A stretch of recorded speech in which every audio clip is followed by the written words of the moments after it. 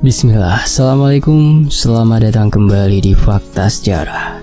Sebuah kisah dari Mas Restu Atmaja, bagian kedua. Ini dia selengkapnya, tapi sebelum itu saya harus berdoa dulu. Bismillahirrahmanirrahim. Wa wasami'u alaih. Allahumma sholli ala Sayyidina Muhammad sallallahu alaihi wasallam. Ini dia bagian kedua, pesugihan keluarga Ningrat, Ngipri Ketek. Sebuah kisah dari Mas Wira Atmaja.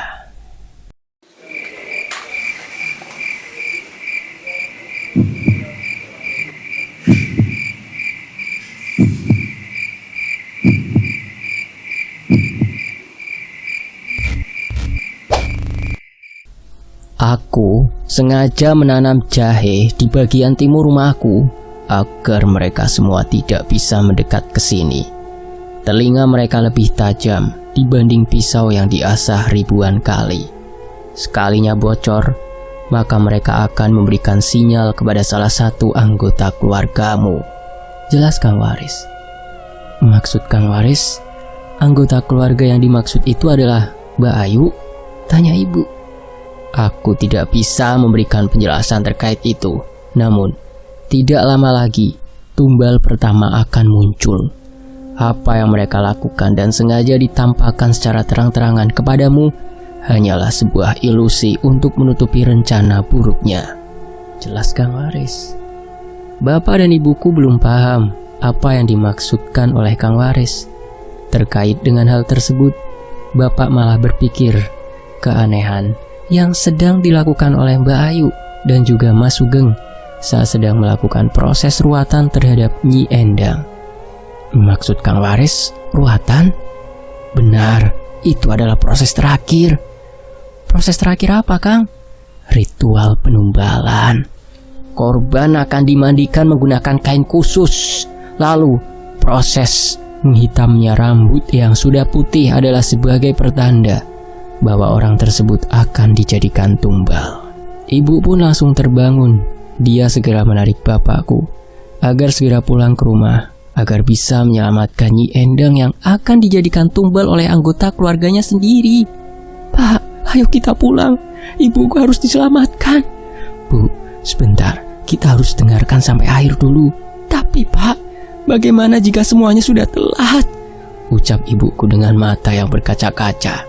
Semuanya memang sudah telat. Jelas Kang Waris. Maksudnya Kang? Semua sudah berjalan dengan sempurna. Malam ini adalah Selasa Kliwon, malam di mana para korban pesugihan akan disuguhkan kepada tuannya. Ibuku pun menangis mendengar hal tersebut. Dia merasa tidak berdaya saat mengetahui ibu kandungnya sendiri akan dijadikan tumbal oleh salah satu anggota keluarganya. Jadi, apa yang harus kita lakukan? Pergi dari rumah itu agar kalian selamat. Bapak hanya mengangguk paham. Ia tahu betul jika itu adalah langkah terakhir agar bisa selamat dari rentetan pesugihan yang telah dijadikan rencana selama bertahun-tahun lamanya. Sementara ibuku, dia masih menangis sambil memegangi perutnya. Aku beritahu, jika nantinya ada suara gamelan di malam hari, jangan keluar kamar. Jika nantinya ada suara monyet-monyet di dalam rumah, tutup semua pintu kamar dan lainnya. Lalu, bersembunyilah di bawah ranjang tempat tidur. Mereka sedang mencari korban selanjutnya. Bapak merasa merinding ketika mendapati arahan langsung dari Kang Waris. Bagaimana tidak?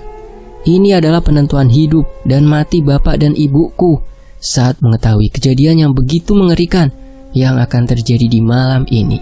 Kang Waris pun memberikan sebuah kantong berisi kopi hitam yang telah dicampur oleh garam. Katanya, kopi dan garam itu dipergunakan untuk menghilangkan bau badan agar tidak tercium oleh Rojo Ketek atau Raja Monyet yang nantinya akan berjalan-jalan bersama dengan ratu pilihannya. Ambil ini, taburkan di sekeliling dekat ranjang tempat tidurmu. Lalu, sembunyilah di bawah ranjang tempat tidur. Tahan sampai semua pagelaran kawin Rojo Ketek selesai. Lalu, jangan membuka pintu sampai subuh tiba. Bapak mengangguk paham. Sementara ibuku, dia masih belum mendengarkan apapun yang dikatakan oleh Kang Waris kepadanya. Jaga istri dan anak-anakmu. lebih baik kau putuskan tali persaudaraan ketimbang keluargamu menjadi korban dari pesugihan ningrat ini. Setelah mendengarkan semua solusi yang telah diberikan oleh Kang Waris, bapak dan ibu pun langsung pamit pulang ke rumah. Selama dalam perjalanan menuju rumah, ibu masih merasakan kesedihan yang luar biasa. Dia tidak menginginkan Nyi Endang menjadi korban dari tumbal pesugihan. Namun faktanya, semua sudah berjalan mulus tanpa mengetahui sedikit kesalahan untuk bisa menggagalkan rencana tersebut. Sampai akhirnya, ketika mereka berdua telah sampai di rumah, suasana rumah sangat hening. Mereka tidak menemukan seperti tanda-tanda kehidupan yang ada di rumah tersebut. "Pak, aku boleh ngecek kamar ibu?" Bapakku pun mengizinkannya. Mereka berdua pun segera menuju ke kamar Nyi Endang untuk mengetahui keadaannya. Ketika mereka berdua membuka pintu, bapak dan ibuku melihat Nyi Endang sedang tertidur pulas. Ibuku mendekati Nyi Endang, lalu memijati kedua kakinya sambil menangis. Bukan hanya itu saja, ibuku juga mengelus-elus rambut Nyi Endang yang sudah memutih. Ternyata, tetesan air mata ibu pun terjatuh tepat di pipi Nyi Endang, hingga membuat Nyi Endang terbangun. "Cahayu, kenapa kamu menangis?" Ibu sehat?" Nyi Endang hanya tersenyum. Kedua tangannya langsung memegangi kedua tangan ibuku sembari berkata, "Segeralah pergi dari rumah ini. Ibu selalu menjaga keselamatan kalian berdua." "Ibu, Esa takut, Bu." "Takutlah pada Tuhan, Dok. Kamu anak solehah." Bapak pun langsung mendekat setelah dirinya menutup pintu kamar yang semula dibuka lebar. "Arto, jaga anakku ya." "Nggih, Bu. Aku akan jaga Esa." "Kamu sudah bertemu Waris kan?" "Sudah, Bu.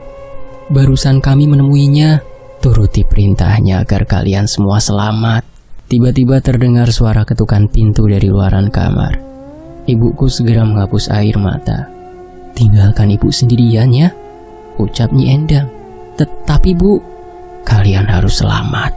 Bapak pun langsung membukakan pintu kamar untuk mengecek siapa yang barusan saja mengetuki pintu kamar Nyi Endang. Ternyata, setelah dibuka, semua anggota keluarga sudah berada di hadapan kamar, kecuali Mas Krisna. "Loh, ngapain kamu di dalam kamar ibuku?" tanya Mas Pangarep kepada bapakku. "Esa mau ketemu ibu," jawab bapak. Mas Pangarep pun memperhatikan ibuku yang tampaknya sedang murung sambil menundukkan wajahnya.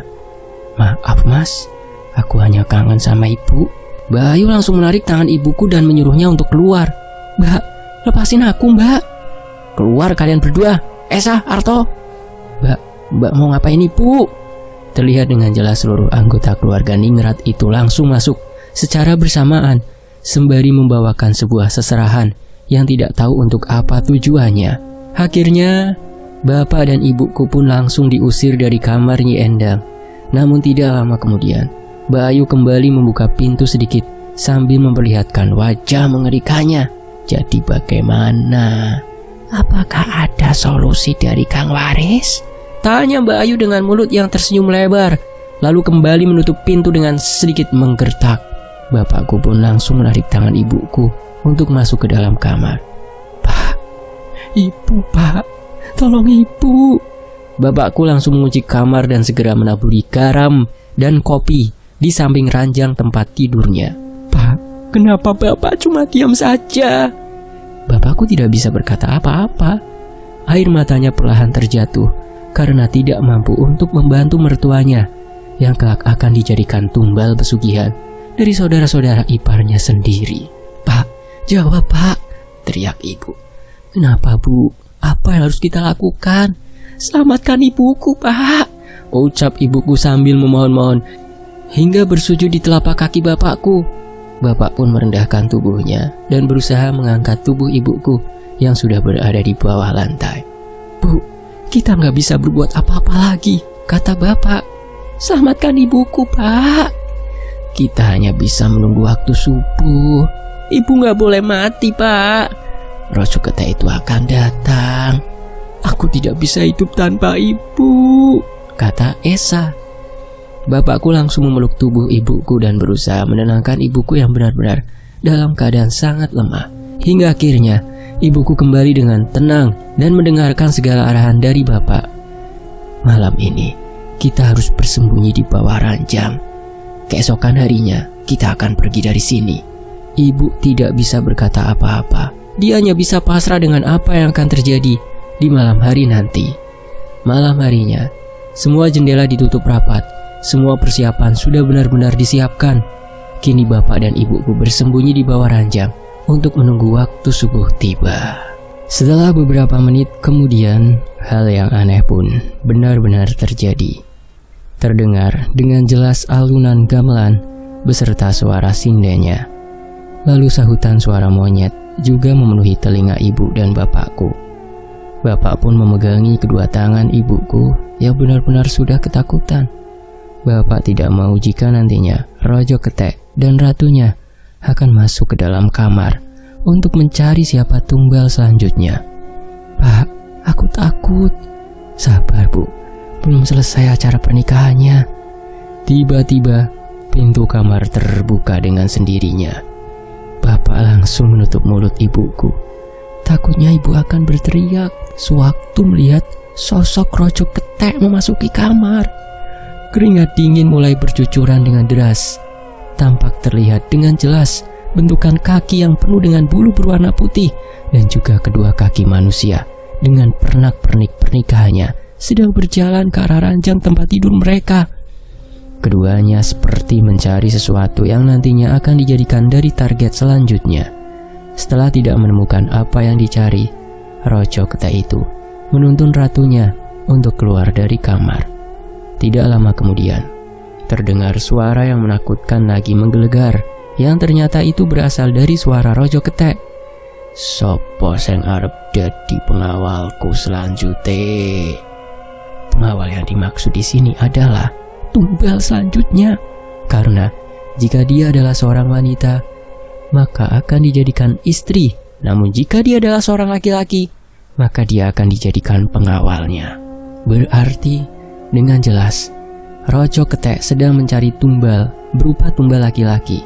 Lalu, siapakah yang akan dijadikan tumbal dari keluarga Ningrat yang merupakan seorang laki-laki? Pagi harinya, terdengar huru-hara di dalam keluarga Ningrat tersebut. Mereka semua saling meneriaki nama Nyi Endang. Bapak dan ibuku sebenarnya sudah tahu apa yang sudah terjadi kepada Nyi Endang. Mereka juga sebenarnya sudah tahu. Namun, kesedihan mereka seolah-olah mendramatisir keadaan yang sebenarnya sudah diketahui keadaannya. Perlahan, bapakku mendekati jasad Nyi Endang yang sudah ditutupi oleh kain berwarna putih. Bapakku mengangkat sedikit kepalanya, sembari mengusap-usap bagian tengkuk dari Nyi Endang. Ketika bapakku mengusap-usap bagian tengkuk Nyi Endang, tiba-tiba Mas Pangarep memegangi leher bapakku sembari menekannya dengan kuat. Mau kuapakan ibu? Bapak hanya tersenyum. Dia tahu bahwa kematian dari Nyi Endang bukanlah kematian yang tanpa sebab. Kematian Nyi Endang telah direncanakan agar menjadi tumbal dari Nyi Pri Ketek yang dijalankan oleh keluarga Ningrat ini. Aku ingin memastikan apakah benar kematian Nyi Endang karena penyakit bawaannya. Namun setelah ku pegang tengkuknya, ada beberapa kejanggalan. Mas Pangarep makin menekan leher bapakku. Namun dengan cepat, bapakku langsung mengancam Mas Pangarep. Aku weruh kelakuanmu mas. Semakin dikubur, semakin tercium bau busuknya. Semakin kau menekan leherku hingga patah, maka semakin kuat kecurigaanku terhadap praktek pesugihan yang kalian lakukan. Mas Pangarep pun segera melepaskan tangannya. Ia kembali ke tempat duduk sembari menatap tajam bapakku yang masih memegangi tengkuk Nyi Endang. Saat dimana bapakku berada dalam posisi yang dipandangi oleh banyak keluarga Ningrat, ibuku segera mendekati bapakku. Pak, ada apa? Pegang tengkuknya. Ibuku pun langsung memegang tengkuknya. Ia terkejut bukan main. Ternyata bagian tengkuk dari Nyi Endang sudah kopong. Cek bagian bawahnya lagi, ucap bapakku. Ketika ibuku mengecek bagian bawah tengkuk, ia merasakan hal yang sama. Bagian dari punggung Nyi Endang telah penuh dengan luka cakaran yang menggores ketiga sudut yang berbeda. Pertama pada bagian belakang tangan kanan hingga ke bagian punggung. Bagian ini adalah bagian yang sangat panjang dan cukup besar. Sampai-sampai ibu juga merasakan sedikit bagian yang kasar dari tempat itu. Dan ternyata itu adalah tulang bagian punggung yang sedikit terbuka. Lalu yang kedua bagian dari rusuk kanan hingga ke rusuk bagian kiri. Bagian ini tidak terlalu lebar, namun cukup jelas garis cakaran yang bisa diraba dengan menggunakan tangan. Yang terakhir bagian perut sebelah kanan hingga ke bagian perut sebelah kiri. Bagian ini sangat sensitif, sampai-sampai ibu merasakan ada sedikit cairan yang keluar dari bagian tersebut dan memiliki bau yang sangat busuk. Lalu bapakku melihat bagian lainnya seperti bagian kedua tangan, termasuk pergelangannya yang sudah lebam dan terdapat bekas ikatan tali yang sangat kuat. Bapakku sempat terkejut ketika melihat bagian tangan dari Nyi Endang. Dia langsung menatap Mbak Ayu dan Mas Pangarep karena keduanya adalah dalang dari kematian Nyi Endang sendiri saat ritual semalam dijalankan. Usut demi usut, ternyata ketika ritual berlangsung, kedua tangan Nyi Endang diikat menggunakan tali di tempat tidurnya dengan tubuh terlentang dan wajah menghadap ke arah kasur. Bukan hanya itu saja, penyiksaan dilakukan ketika Nyi Endang dalam keadaan bugil dan tidak berbusana sedikit pun. Dengan begitu, Nyi Endang disiksa habis-habisan oleh Rojo Ketek hingga membuat 3 cakaran yang sudah membuat nyawanya menghilang. Ibuku tiba-tiba menangis. Dia bukan menangis karena kematian dari Nyi Endang saja, melainkan saudara-saudara kandungnya yang berlaku kejam dalam menginginkan kekayaan terhadap ritual yang mereka jalani. "Bu, hari ini kita harus pindah," ucap bapakku. Ibuku hanya mengangguk. Hatinya benar-benar sudah sakit karena perlakuan saudara-saudaranya yang tega melakukan ritual ngipri ketek untuk membunuh ibunya sendiri. Bapakku pun langsung membangunkan ibuku. Tidak lama kemudian, datanglah banyak warga yang mendengar atas kematian dari Nyi Endang. Satu persatu, warga tersebut memeluk Mas Pangarep, Mbak Ayu, Mbak Neneng, dan yang lainnya. Bapakku melihat dengan jelas mimik wajah mereka yang terkesan sangat munafik karena telah memperalat kesedihannya sebagai penutup dari aib dan kesalahan fatal dalam kehidupan mereka. Untuk menutupi kesedihan ibuku, bapak langsung mengajak ibuku untuk masuk ke dalam kamar sampai penguburan dari Nyi Endang dilaksanakan.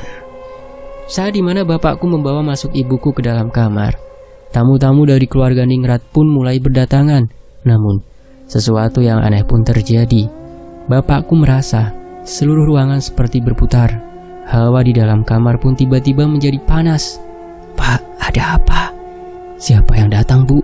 "Itu keluarga Ningrat, keluarga Brotoseno." "Keluarga dari mana, Bu?" "Keluarga dari barat. Mereka semua adalah orang-orang yang memiliki titah dalam melanjutkan sebuah tugas. Namun mereka menolak hal tersebut." "Mengapa mereka tidak menduduki sebuah tugas itu?" "Mereka termasuk Getih Rengget." "Getih Rengget?" "Pemilik darah kotor, pengkhianat tempat tersebut di masa lalu." Saat bapak dan ibuku sedang membicarakan hal tersebut, tiba-tiba Mbak Ayu mengetuk pintu sembari mengatakan sesuatu dari luaran kamar. "Mas Arto, bisa keluar sebentar?"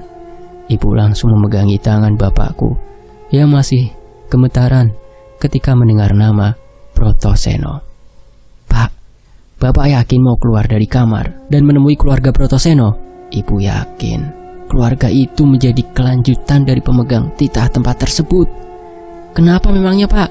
"Setahu bapak, mereka yang memiliki darah Getih Rengget itu adalah mereka yang telah melanggar ketetapan tempat itu. Jika memang benar seperti itu, berarti pihak tempat itulah yang tidak setuju dengan apa yang dimiliki oleh keluarga tersebut." Tiba-tiba suara ketukan pintu semakin besar. "Dok, dok, dok. Mas Arto, keluarga Brotoseno ingin menemui Mas Arto. Mas Arto dan Mbak Esa bisa keluar kamar sebentar nggak?" "Bu, bapak keluar dulu." Bapak pun langsung membukakan pintu kamar. Saat bapakku membukakan pintu, ia langsung melihat 5 orang dari keluarga Brotoseno sedang terduduk di kursi, sedangkan keluarga Ningrat lainnya terduduk di lantai sambil menundukkan kepalanya. Seolah-olah derajat dari keluarga Brotoseno sangatlah tinggi dan berwibawa. Bapak sempat keheranan. Mengapa mereka semua melakukan hal itu? Bagaimana mungkin semuanya sangat menghormati keluarga Brotoseno? Tunduklah.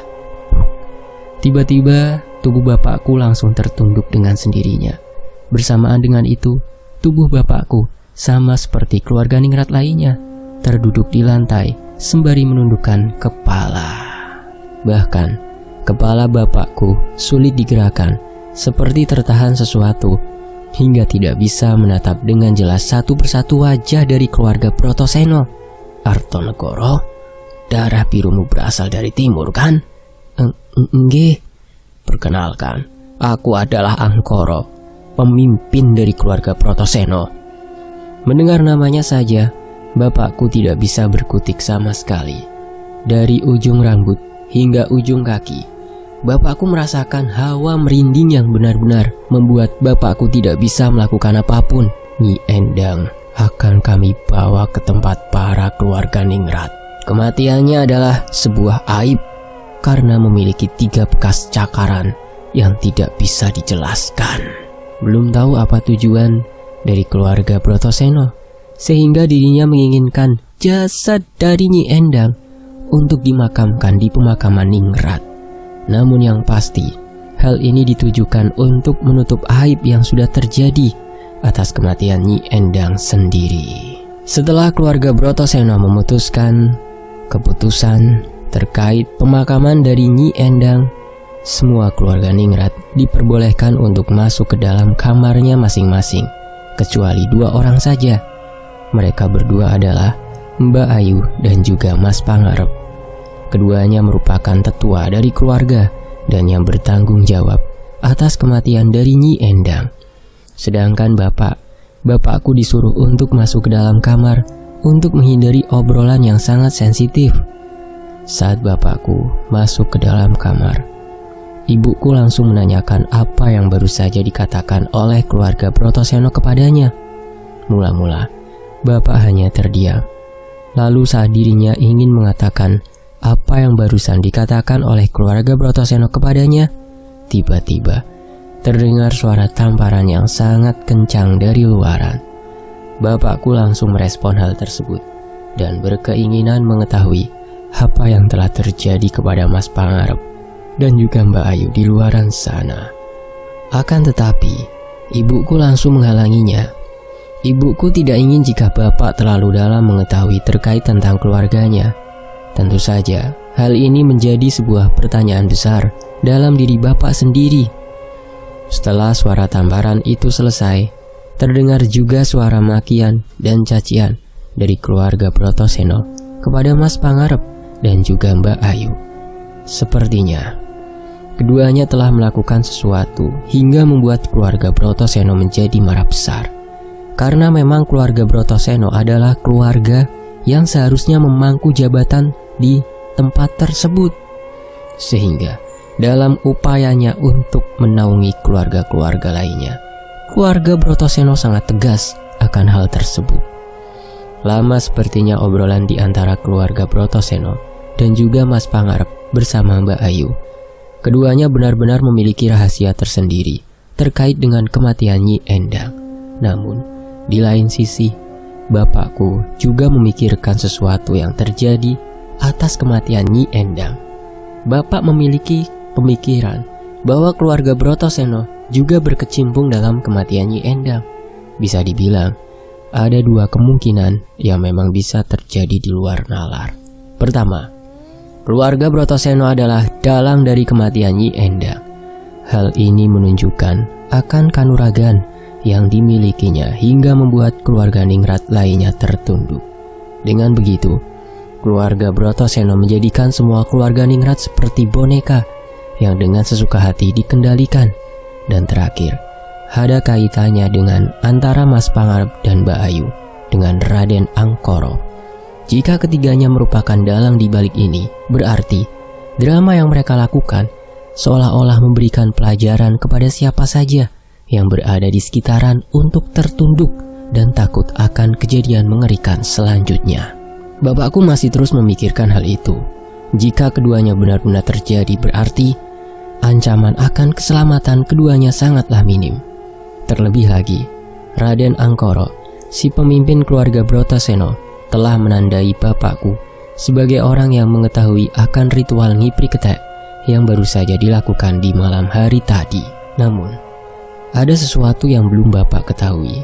Jika Nyi Endang meninggal, siapakah semalam tadi yang menjadi pengantin atau ratu dari Rojo Ketek? Melihat kematian dari Nyi Endang yang sangat jelas jika dirinya disiksa habis-habisan, itu menandakan ada pihak ketiga yang benar-benar terlibat secara pasif, tidak terlihat seperti yang bapak ketahui.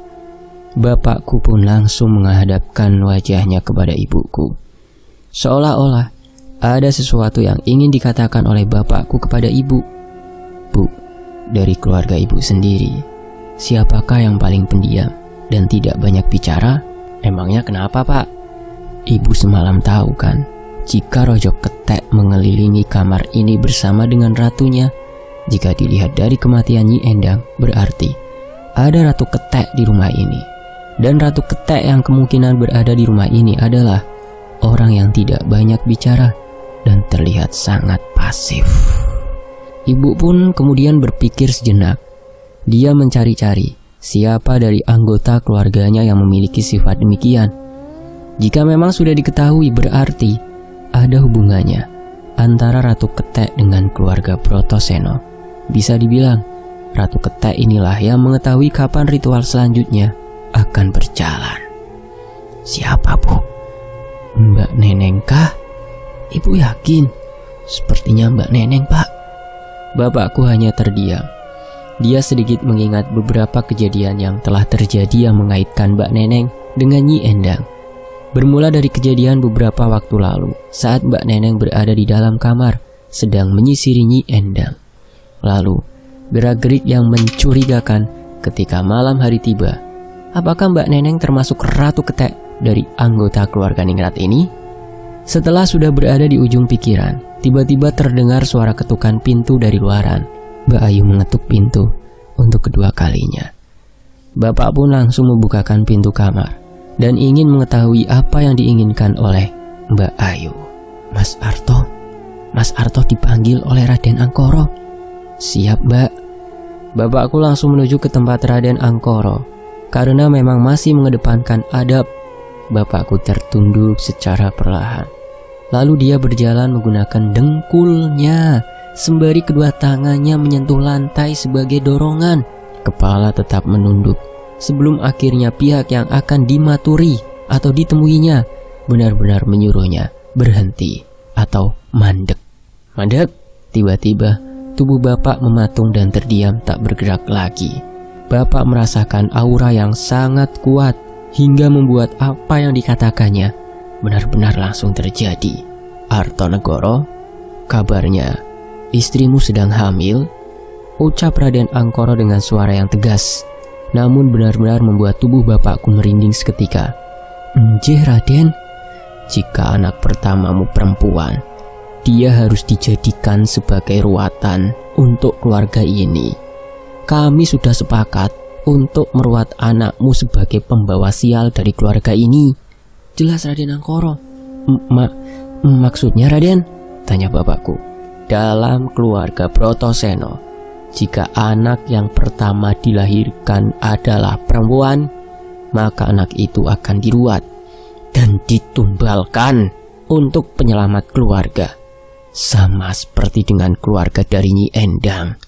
Seharusnya Ayu itu ditumbalkan untuk menyelamatkan keluarga ini agar tidak sial. Namun bapaknya benar-benar keras kepala. Jadi setelah kematian semua kepala keluarga Ningrat ini, aku adalah orang tua kalian semua. Apa yang aku katakan, itulah titah. Mendengar hal itu, batin bapak langsung memberontak. Bapak tidak ingin jika anaknya dijadikan tumbal hanya untuk kepentingan dari keluarga Bratasena ataupun keluarga Ningrat lainnya. Karena baginya, kelahiran anak pertama adalah sesuatu yang dinanti-nantikan. Bagaimana, Artonegoro? Kau siap menjalankan titah dari keluarga Ningrat Bratasena? Bapak tidak bisa menjawab apapun. Ingin rasanya ia menolak dengan tujuan untuk menyelamatkan diri. Akan tetapi mulutnya seperti tak berdaya. Mulut bapakku tiba-tiba serasa dikunci dan tidak bisa menyampaikan apa yang benar-benar ingin disampaikan. Beri aku waktu 3 hari, Raden. Nanti akan aku putuskan apa yang diinginkan Raden. Baiklah kalau begitu. 3 hari tidak terlalu buruk. Terima kasih, Raden. Akan tetapi, jika kamu berkhianat. Tiba-tiba bapakku merasakan kehadiran salah satu dari rumor tempat tersebut yang sangat mengerikan. Dia adalah penjegal dari tempat tersebut yang dikenal sangat bengis dan mengerikan dalam menyiksa siapa saja yang tidak menuruti titah pemimpinnya. Aku tidak segan untuk membuat kalian semua menderita. Saat bapakku perlahan menghadapkan wajah ke arah Raden Angkoro, tepat di belakangnya, sudah terlihat sosok penjegal tempat tersebut yang dirumorkan secara turun-temurun. Dia memiliki aura mematikan yang sangat mengerikan. Ternyata Raden Angkoro memiliki banyak kodam penjaga yang dia ambil dari seluruh keluarganya secara paksa. Bapak pun sempat membenarkan apa yang dikatakan oleh ibu terkait pemimpin keluarga Brotoseno. Keluarga Brotoseno terkenal sebagai Trah Getih Rengget atau keturunan darah kotor. Maksud dari Trah Getih Rengget di sini adalah mereka yang memiliki daya dan upaya yang bisa membahagiakan tempat tersebut dan mampu memecah belah semua orang-orang di dalamnya. Bersamaan dengan itu, keluarlah Mbak Neneng dari kamar sembari membawakan selendang. Melihat hal itu, Raden Angkoro langsung tersenyum dan tertawa kegirangan. Dia pun mengatakan sesuatu yang benar-benar membuat bapakku terkejut. Duh Cah Ayu, awakmu wangi tenan. Sesuk kudu tak dadekke ratu yo. Bapak yang mendengar hal itu langsung kaget. Jika memang Mbak Neneng belum dijadikan ratu ketek, lalu semalam tadi siapakah yang dijadikan ratu? Lalu mengapa Raden Angkoro mengetahui istilah ratu? Apakah ratu dalam tempat tersebut atau ratu dalam istilah ritual ngipri ketek? Jika memang Raden Angkoro ada hubungannya dengan ritual ini, peran apakah yang akan diambil oleh Raden Angkoro? Apakah dirinya ada hubungan dekat dengan Raja Ketek? Sementara itu, di sisi lain, saat semua keluarga sudah kembali setelah memakamkan Nyi Endang di pemakaman khusus keluarga Ningrat, bapakku masih memikirkan apa yang baru saja disampaikan oleh keluarga Brotoseno saat di mana dirinya menjadikan keluarga Ningrat ini sebagai keluarganya sendiri dengan menyamaratakan seluruh tradisi mereka terhadap tradisi keluarga Ningrat. Begitu pula dengan hal lainnya. Bapakku juga masih terngiang-ngiang akan perkataan lainnya, termasuk perkataan ratu. Saat menyebutkan Neneng dengan sebutan itu, masih banyak misteri yang belum terpecahkan dari keluarga Brotoseno dengan keluarga Ningrat dari ibuku. Andai saja Nyi Endang masih hidup, mungkin dirinya akan memberikan sedikit penjelasan terkait keluarga Brotoseno kepada bapak dan juga ibuku. Selama ini Nyi Endang tidak banyak membuka suara terkait keluarga lainnya, termasuk keluarga Brotoseno, hingga hari kematiannya tiba. Namun, ada saat di mana salah satu anggota keluarga yang benar-benar tidak peduli dengan kaitan antara keluarga Brotoseno dan juga keluarganya sendiri. Dia adalah Mas Krishna. Seperti ada sesuatu yang memang disembunyikan oleh Mas Krishna. Sampai-sampai ketika pemakaman ibunya telah selesai, dia membawa semua barang-barangnya dan bermaksud untuk pindah ke arah barat, dekat kota Kembang. Saat itu tepat di sore hari, bapakku mendapati Mas Krishna sedang mengendap-endap di rumah seperti menghindari keluarga lainnya. Mas Krishna bermaksud untuk kabur dari rumah tepat di hari kematian Nyi Endang. Bapakku yang mengetahui hal tersebut mencoba untuk pura-pura tidak tahu apa yang sedang direncanakan oleh Mas Krishna sendiri. Sampai ketika Mas Krishna telah keluar dari rumah, bapakku langsung menghampirinya. Mas, mau kemana? Aku ingin ke barat, dekat kota kembang. Mau apa, Mas? Kau tidak perlu tahu. Ini urusan pribadiku. Jika aku tidak boleh tahu, mengapa Mas buru-buru? Kata bapakku. Mas Krishna pun langsung menyeret tangan bapakku dan meninggalkan barang-barangnya. Mas Krishna membawa bapakku tepat di hadapan rumah yang sepi dan tidak banyak lalu lalang orang-orang yang ada di sekitarannya. Kamu pasti sudah tahu kan? Tanya Mas Krishna. Maksud Mas? Keluarga Brotoseno itu bukan keluarga baik-baik. Aku tidak paham maksud Mas Krishna. Mas Krishna pun memberikan lembaran terkait keturunan dari seluruh keluarganya. Itu berisi nama-nama dari pendahulunya dulu. Di dalam kertas ini terdapat nama-nama pendahulu keluargaku. Dan kau tahu, keluarga Brotoseno sudah lama dicoret oleh tempat itu karena tindakannya yang melanggar dari norma-norma tempat itu. Mendengar hal itu, bapakku langsung sadar. Ternyata dugaannya benar.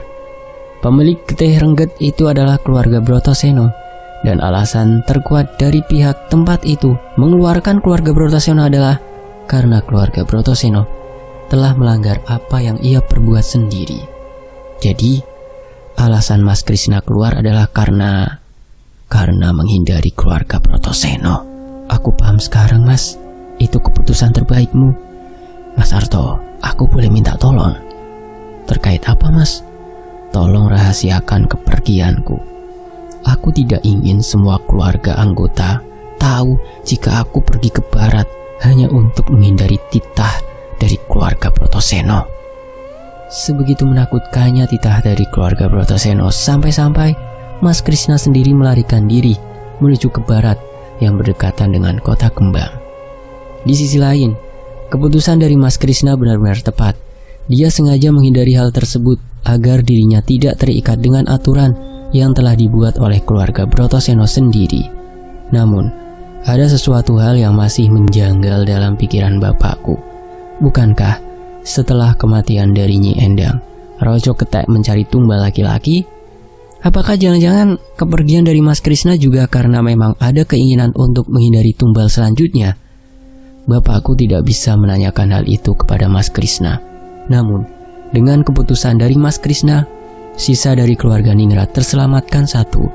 Hanya tinggal beberapa lagi yang masih betah di keluarga Ningrat karena keinginan dari mereka sendiri untuk mengambil kekayaan tepat setelah beberapa hari dari kematian Nyi Endang.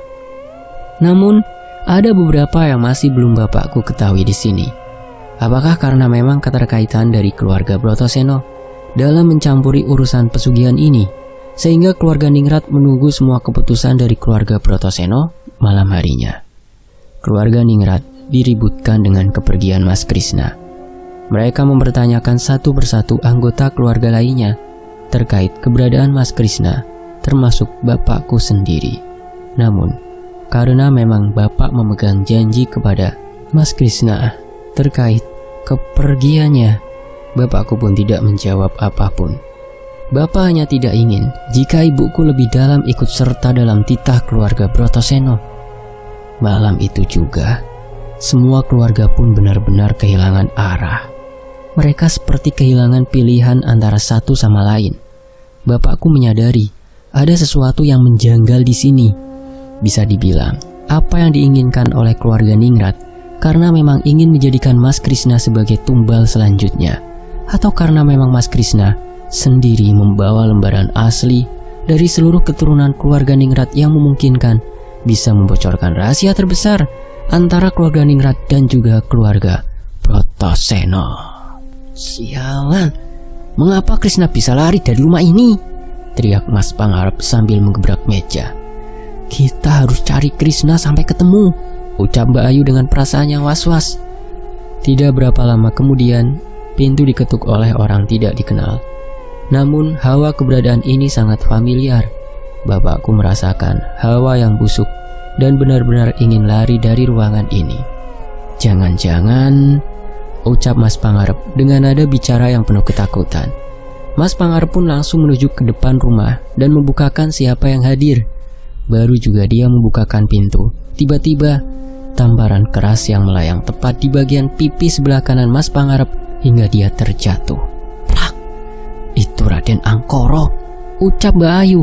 Semua anggota Ningrat pun langsung menunduk untuk menghindari amukan dari keluarga Brotoseno. Mereka tahu kedatangan dari keluarga Brotoseno karena ingin membahas akan kepergian dari Mas Krishna. Ampun Kang Mas Raden, aku tidak tahu jika memang harus seperti ini. Dia pergi begitu saja saat kami beristirahat, jelas Mas Pangarep. Raden Angkara menendang perut Mas Pangarep hingga kesakitan. Lalu dia melangkah menuju Mas Pangarep dan menjambak rambut Mas Pangarep dengan kencang. Ampun Kang Mas Raden. Kamu mau kalau kamu yang aku jadikan sebagai tumbal berikutnya? Tidak Kang Mas Raden. Kamu tahu kan Rojo Ketek butuh apa? Butuh pengawal Kang Mas Raden. Jika ratunya sudah ada, lalu bagaimana untuk mencari pengawalnya? Tanya Raden Angkara sembari menjambak rambut Mas Pangarep dengan kencang. Sakit Kang Mas Raden, ucap Mas Pangarep.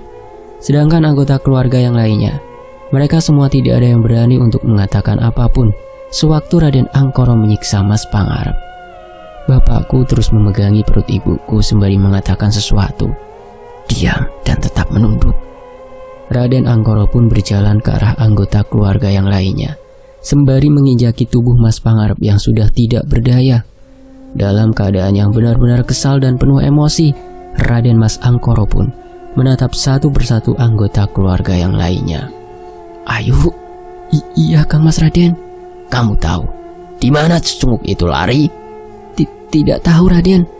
Raden Angkara pun langsung mendekati Mbak Ayu dan menamparnya dengan 2 kali tamparan yang sangat keras. Prak, prak. Sugeng, apa tugasmu?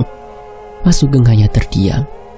Dia tidak mengatakan apapun kepada Raden Angkara terkait kepergian dari Mas Krishna yang pergi dengan tiba-tiba. Dengan cepat, Raden Angkara pun menendang bagian paha Mas Sugeng hingga terperosok ke bagian belakang. Hingga akhirnya Mas Raden Angkara tiba di hadapan bapakku. Dia menurunkan sedikit tubuhnya sembari mengatakan sesuatu. Kau tahu kan di mana larinya Krishna? Bapakku hanya terdiam. Bapak tidak menjawab apapun selain dia menundukkan kepalanya. Aku tahu ada banyak rahasia yang kau sembunyikan dariku, tapi semuanya sudah aku ketahui. Raden Angkara pun langsung pergi dari hadapan mereka dan mengatakan sesuatu kepada Mas Pangarep. Selasa ini cari tumbal berikutnya. Siap Kang Mas Raden. Raden Angkara pun meninggalkan mereka semua.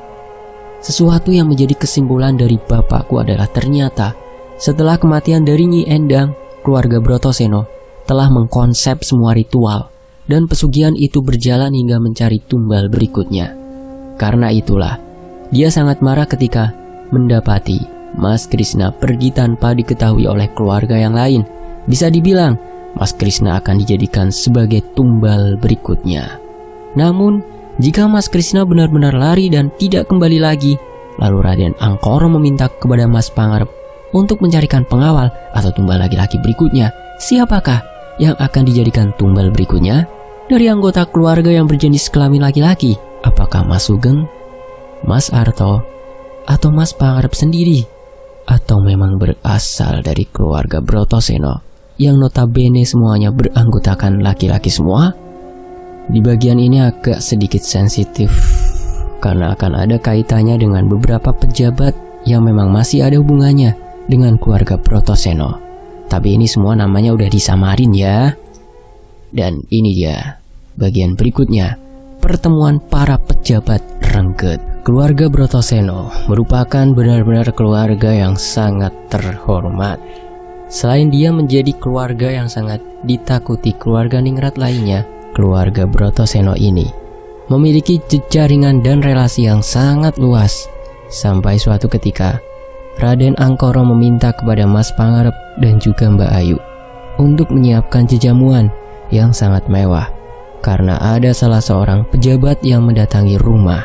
Bisa dibilang dia juga masih memiliki hubungan darah dengan tempat tersebut. Hal ini dibuktikan kedekatan antara keluarga Brotoseno dan para pejabat merupakan satu ikatan tali yang masih menyambung hingga beberapa dekade terakhir. Keluarga Brotoseno juga dipercaya sebagai wadah bagi solusi atas masalah yang dialami para pejabat saat itu. Beberapa pejabat daerah yang memang termasuk dalam kategori ini disebut dengan para pejabat rengget. Dalam kategori ini, pejabat yang memegang sebutan itu adalah para pejabat yang memang dikenal sebagai pejabat yang kotor. Saat dimana kehadiran pejabat ini diketahui oleh bapakku, bapak dan ibuku langsung buru-buru untuk menuju ke rumah Kang Waris. Alasannya sederhana, jika memang para pejabat ini ada keikutsertaan dalam pesugihannya keluarga Ningrat dan keluarga Brotoseno, maka bapak dan ibuku akan segera keluar dari rumah untuk benar-benar melakukan sebuah pati obor. Pati obor merupakan sebuah cara untuk mematikan hubungan tali silaturahmi. Cara ini bisa membuat menjadi keluarga peteng atau keluarga gelap yang menjadikan ketidakstabilan antara saudara yang satu dengan saudara lainnya. Pagi hari itu juga, bapak dan ibuku menuju ke rumah Kang Waris. Dengan perasaan yang sedikit takut, mereka berdua pun langsung bertemu dengan Kang Waris dan menyampaikan apa yang sedang Raden Angkoro rencanakan. Kang, apakah pejabat yang akan datang ke rumah ini masih memiliki hubungan dengan keluarga Ningrat? Tanya bapakku. Masih, bukan hanya dalam terah, namun mereka juga termasuk dalam bagian welut yang sangat licin dan dibenci oleh masyarakat sekitar. Bapak pun bingung, apa maksud dari welut yang diungkapkan oleh Kang Waris kepada bapak? Welut itu adalah nama lain dari belut jika diartikan. Maksudnya adalah pejabat ini adalah pejabat yang memiliki sifat seperti belut yang sangat licin dalam omongannya, namun tidak sesuai dengan kinerjanya. Dia termasuk pejabat yang suka berlarian ke sana kemari ketika disuruh membuktikan hasil kerjaan. Itu termasuk dalam pejabat welut yang dibenci oleh masyarakat sekitar. Bapak pun paham, memang benar, jika orang baik pasti akan ditemukan dengan orang baik. Begitupun sebaliknya, jika orang yang licik, maka akan dipertemukan dengan orang yang licik. Semesta seperti sedang mempertemukan antara satu golongan dengan golongan yang sama sebagai tanda dari kekuasaan Tuhan sendiri. Lalu, kapan saya harus keluar dari rumah itu, Kang? Tunggu, selamatkan Ratu Ketek dulu. Maksudnya, Kang? Ratu Ketek yang kamu tahu adalah dia yang memang sedang melaksanakan kontrak. Namun faktanya, dia adalah korban dari pesugihan ini. Ibuku pun langsung bergeming dan memikirkan apa maksud dari Kang Waris. Jika memang benar Ratu Ketek yang dimaksud oleh Kang Waris adalah korban, berarti pesugihan ini sendiri memiliki sistem yang tidak bisa dinalar oleh manusia sendiri. Pesugihan yang dijalankan oleh keluarga Ningrat memiliki tingkatan. Mula-mula dia akan tersistem dengan mempertemukan Raja dan Ratu Ketek, lalu mencari pengawal. Dan yang terakhir adalah yang sangat mengerikan. Maksudnya, Kang? Yang terakhir akan mencari tumbal dari orang-orang yang dikenalinya. Walaupun kita sudah melakukan pati obor, Kang. Pati obor itu adalah menghilangkan jejak, bukan menghilangkan pertanda. Jika dirimu dan juga istri atau anakmu kelak akan dijadikan tumbal dan terus-menerus diteror sampai sekiranya benar-benar pesugihan ini selesai. Mendengar hal itu, bapakku langsung menghadap ke arah ibuku. Sampai saat dimana Kang Waris berdehem, bapakku pun langsung menatap kembali ke arah Kang Waris. Jangan risau, pejabat itu datang hanya karena urusan duniawinya saja. Bukan ada keterkaitan dengan pesugihan yang dijalankan oleh keluarga Ningrat. Tapi jika disamakan dengan pesugihan yang sedang dijalankan oleh keluarga Ningrat, pejabat itu tidak ada bedanya. Maksudnya, Kang? Sekelompok pejabat itu termasuk kebal hukum. Mereka juga memiliki perewangan atau peliharaan yang mana semuanya ditujukan untuk menjaga kekuasaannya. Tanpa sengaja Kang Waris telah membuka sedikit demi sedikit terkait pejabat-pejabat yang memang berlaku kotor. Tidak heran jika pertemuannya nanti bersama keluarga Brotoseno, Pasti ada niat terselubung di antara keduanya. Menjadi manusia itu tidak usah kagetan. Ada pejabat yang meminta-minta ke dukun, ya banyak.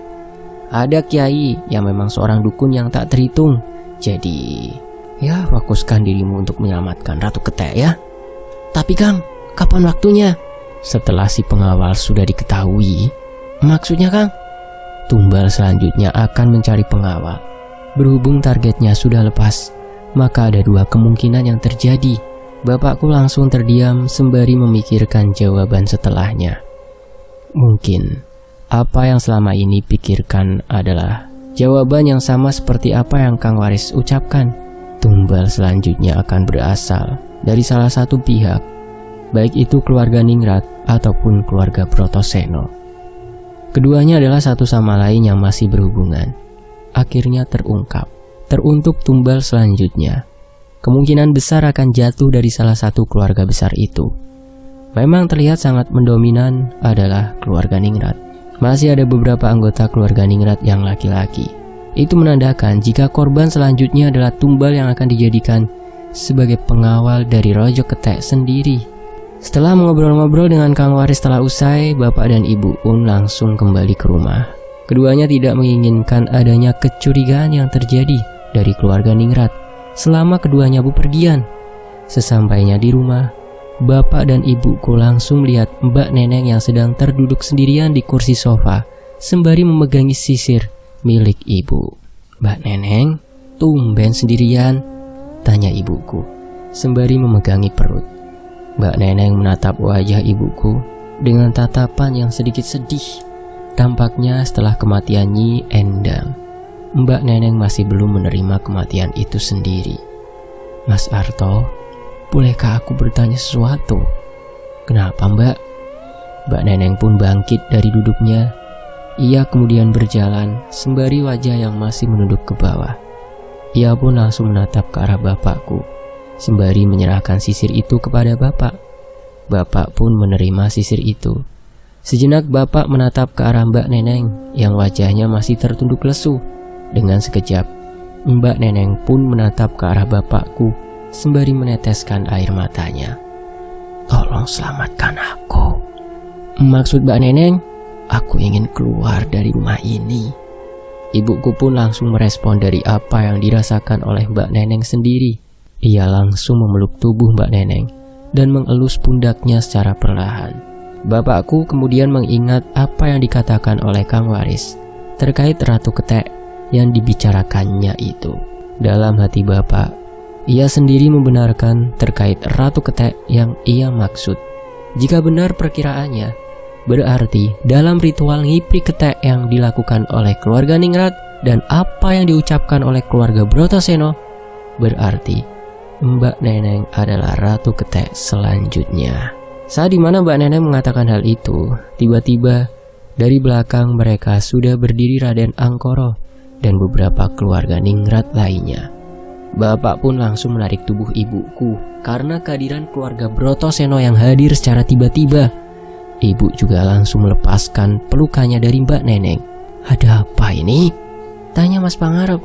Bapakku langsung menyembunyikan sisir tersebut. Ia langsung mengatakan kepada Mas Pangarep terkait apa yang sudah terjadi. Mbak Neneng kangen Nyi Endang Mas. Hah? Neneng kangen ibu? Mas Pangarep pun berjalan menuju ke arah Mbak Neneng. Namun dengan cepat Raden Angkoro menghalangi tubuh Mas Pangarep. Bapak dan ibuku yang melihat kejadian ini hanya terdiam. Mereka berdua tidak ingin ikut campur terkait apa yang memang menjadi urusan antara keluarga Ningrat dan keluarga Brotoseno sendiri. Sebentar lagi akan ada tamu besar yang datang. Dia merupakan pejabat daerah tempat ini. Cepat bereskan semuanya. Perintah dari Raden Angkoro pun langsung dijalankan oleh keluarga Ningrat lainnya. Mereka yang baru saja keluar dari rumah untuk membeli bahan makanan untuk hidangan pejabat itu langsung meletakkan ke piring-piring yang mewah dan cantik, persis seperti hidangan untuk para raja-raja. Setelah semua hidangan sudah rapi didata, Raden Angkoro pun berjalan ke arah bapak dan ibuku. Siapa orang yang baru saja kalian temui? Bapak dan ibuku langsung terkejut mendengar kalimat itu. Sepertinya mereka berdua sudah lama dimonitori oleh Raden Angkoro. Bukan siapa-siapa, dia teman lamaku. Apakah ada hubungannya dengan Nyi Endang? Tidak ada. Ingat Arto, aku ini adalah tetua dari keluarga Brotoseno, keluarga yang memangku tahta tempat tersebut. Bapak tidak menjawab apapun. Dia tahu apa yang dimiliki oleh Raden Angkoro sangatlah mengerikan. Jika memang bisa diibaratkan, setetes darah yang menetes dari keluarga Brotoseno bayarannya adalah penggalan kepala yang harus ditebus. Tidak lama kemudian datanglah 3 orang dengan menggunakan jas hitam yang sangat mewah. Ketiganya adalah pejabat yang akan menemui Raden Angkoro. Bapak dan ibuku yang mengetahui kedatangan para pejabat itu pun langsung masuk ke dalam kamar. Tujuannya adalah untuk menghindari pembahasan rahasia yang akan diungkapkan oleh kedua belah pihak. Selama pertemuan itu berlangsung, Raden Angkoro tidak menyebutkan nama dari pejabat itu sendiri. Mereka saling menjaga rahasia satu sama lain. Namun ada satu pembahasan yang dianggap sangat sensitif hingga bapakku sendiri yang sedang menguping dari dalam kamar terkejut dibuatnya. Raden Angkoro menyampaikan bahwa dirinya memiliki sebuah pabrik bawang terbesar di tempatnya. Lalu dia menyebutkan jika semua rencananya sudah berhasil, dia akan menjadikan karyawannya sebagai tumbal dari pesugihan yang sedang dijalankannya. Berarti benar apa yang dikatakan oleh Kang Waris. Pesugihan ini memiliki aturan. Namun, jika semuanya sudah terencana, pesugihan ini akan berjalan semestinya, tergantung dengan tuannya yang memegang kemudi dari pesugihan itu sendiri. Baiklah, berhubung aku juga kebal hukum, maka aku akan melindungi pabrik itu, ucap salah seorang pejabat itu kepada Raden Angkoro. Terima kasih Tuan. Sebagai bayarannya, aku akan memberikan pesangon 20% dari penghasilan pabrik yang sedang beroperasi. Tenang saja, jangan pusingkan hal itu. Mereka pun tertawa sembari memakan dan meminum semua hidangan yang telah disediakan. Berbeda dengan bapakku, ia sempat tersentak mendengar penuturan licin dari pejabat itu. Dengan ini bapakku semakin paham akan rencana yang dijalankan oleh Raden Angkoro untuk bisa memanipulasi semua kekayaan yang akan dihasilkan dari pesugihannya itu sendiri. Akan tetapi, yang masih menjadi pertanyaan, siapakah yang akan dijadikan korban selanjutnya untuk menjadi pengawal dari Rojo Ketek itu sendiri? Bapakku pun kembali menguping dari balik kamar. Dia menemukan sedikit rahasia siapa yang akan dijadikan tumbal berikutnya. Lalu, siapakah pengawalnya? Raden Suropto, pamanku sendiri. Bapak pun langsung berhenti untuk menguping. Dia belum pernah mendengar siapa itu Raden Suropto. Ibuku yang sedari tadi masih terduduk di kasur pun bertanya, "Ada apa, Pak?" "Bu, siapa Raden Suropto?" "Dia adik dari Brotoseno." "Kenapa, Pak?" Bapak pun langsung menuju ke arah ibuku, sembari memberikan jawaban atas pertanyaan itu. Raden Angkoro berencana menumbalkan Raden Suropto. Lalu dia akan bekerja sama dengan pejabat itu untuk menumbalkan korban lainnya, yang bisa saja kita adalah korban selanjutnya. Ibu pun langsung memeluk bapakku sembari meneteskan air mata. "Pak, kapan kita keluar dari rumah ini?" "Kita harus menyelamatkan Ratu Ketek dulu, Bu. Aku yakin Ratu Ketek itu adalah Mbak Neneng." "Bagaimana cara kita menyelamatkannya, Pak?" Bapak pun melepaskan pelukan ibuku. Dia kemudian memikirkan caranya agar bisa keluar dari rumah ini sembari menyelamatkan Mbak Neneng. Kita ikuti cara Mas Krishna. Bersambung. Bagian berikutnya adalah rahasia terselubung dari keluarga Brotoseno. Dan sampai di sini dulu saya pamit ya. Nantikan kelanjutannya hanya di Fakta Sejarah. Terima kasih Mas Wira, terima kasih teman-teman yang sudah menyimak kisah ini sejauh ini. Dan saya pamit. Wassalamualaikum warahmatullahi wabarakatuh.